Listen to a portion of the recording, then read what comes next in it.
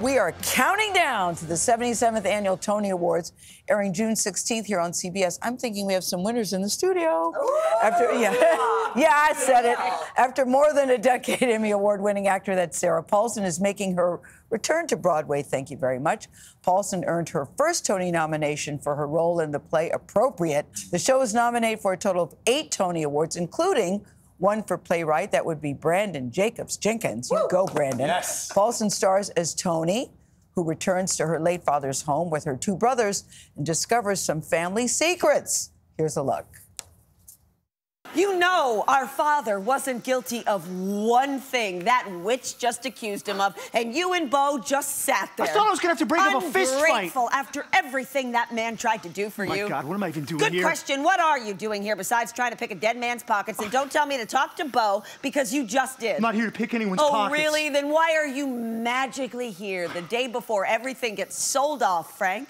To pay your respects? The funeral was 6 months ago. I'm here To what? To make amends, actually. To what? She's so good. Sarah Paulson and Brand, I saw you. Jacobs-Jenkins join us for their first joint interview. We welcome you both. This is the first time, Sarah, I've seen anybody plug their ears. Yes. Do you not like to hear yourself? I feel that too about me. The sound of one's own voice can be a lot to take in, but a theater performance that's filmed feels just incongruous to me. I know, but seeing it, and I'm still doing the play, so I don't want to sitting here going like this. I like that, but okay, let me toot your own horn. Okay. Your performance has been called astonishing, entertainingly vicious, and monumental. So I'm wondering, and you say that this is one of the hardest things you've ever done. Number one, how are you taking in all the accolades? That part is a challenge for me. I've never been really good at it. I am trying my best because this particular nomination feels more special to me than anything. I started in the theater. I grew up here in New York. I wanted to be on Broadway since I was a small child. And to see my name in lights in this marquee and to see my face associated with this play that I'm so proud to be a part of, I just keep having to kind of pinch myself. I can't believe it's happening. And so I'm trying to have this experience be something that gets a little bit inside my heart and my mind in terms of feeling a sense of accomplishment. Because it's an athletic event to do a play. It really is. For a long but it's an athletic and physical event for you. I wonder how you do this 8 times, honestly. Sometimes I ask myself the same emotion question. of this. But it's the job, and it's the thing I love to do more than anything in the world. And when you have a play that supports you the way this play does, I'm kind of just like buckling in and going up that rickety roller coaster, and then the minute it starts to plummet, I'm just on for the ride. So it obviously touches on this dysfunctional family. Branden, for you, you started working on this years ago. We're talking 15 years now. That's right, yeah. How has this play sort of evolved in terms of the reaction from the audience, and even when you think about race relations, because it's, we're going to touch on that in this play, but 15 years ago to 2024?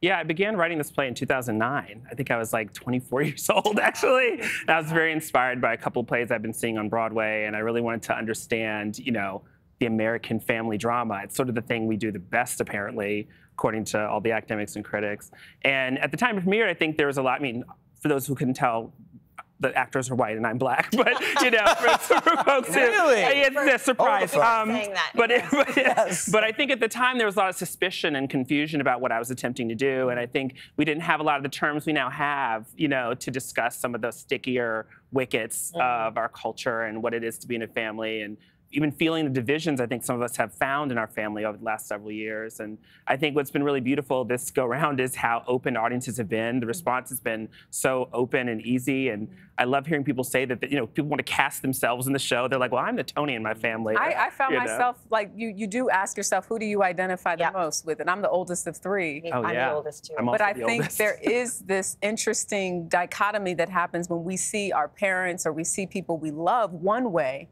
and then we learn about things sort of sometimes after the fact. Yeah, Toni wanted to make it clear her father was not a racist, despite all of the evidence seemingly to the contrary. Seemingly to the contrary, yes. I think sometimes it's really hard to let an idea go when there is one person in the world who you feel sees you more clearly than any other person, who's no longer on the planet, and what you then want to hold on to, because if you let some of that go, you're letting them go, you know. And Branden, and yet, you know, this play is about siblings learning about their father and learning perhaps he wasn't the man they all thought he was, but you say this is about, the story is about belonging. Unwrap that for me. Yeah, I mean, the story is about how families are ultimately a thing you choose, right? That we ultimately have to choose each other, you know? And that the family that you know, there's always, if you really go through your tree, there's often stumps or branches missing. And usually the reason why that's missing is because there's a sense of shame, there's a sense of disowning, sense of avoidance. And I think the play is trying to capture in some ways the phenomenon of how we ultimately feel a part of something, you know, how we call ourselves family members. There was a couple of times, Sarah, in the play that people were laughing, and I'm thinking, hey, that ain't funny. Yeah. As an actor on stage, did you feel that, or how do you work around there's that? a particular moment in the play that I don't want to reveal, as it is a bit of a thing towards the end of the third act, right? Or it's the end of the second act. But I remember in rehearsal, we didn't, you know, we never got to run that particular section, and it wasn't until we were in front of an audience, and the reaction was just like a tsunami of laughter in a moment which I never found particularly funny. And this was something that we... Yeah, and actually a lot of people don't find it funny, but I think it's a really revealing moment because you're very aware of what your reaction is in the moment, right? And I often feel like the audience is sometimes half the show, you know? I just want to sing Sarah's praises again as we're sitting in the theater. When you first come out, we don't even see you because you're in darkness and people just go nuts. So when the Tony nomination came in, Yes. were you sitting by the phone? Were you watching? How did you find it? Sleeping.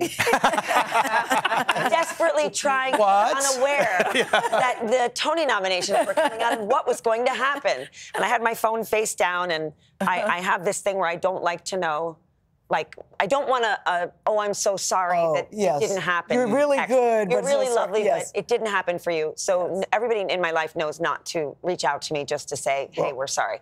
So I turned the phone over, and the phone was there it was. Yeah. Well, I know your mom says you're going to win. My mom said I'm going to win. My mom. I have a feeling Holland you might says you're going to win, too. I think you might get this and she's got good taste. Congratulations, Branden. I can't wait for the Tonys. Thank you so much. Congratulations. Thank you for having Something us. tells me you guys will be on stage. Woo! From your lips to whomever's up there. Just say it out there, and the universe will hear. Thank you both. Appropriate is currently playing at the Belasco Theater, and you can watch the 77th Annual Tony Awards on Sunday, June 16th, right here on CBS streaming on Paramount+. But you want to see the play ahead of time so you'll understand why they're winning. That's right.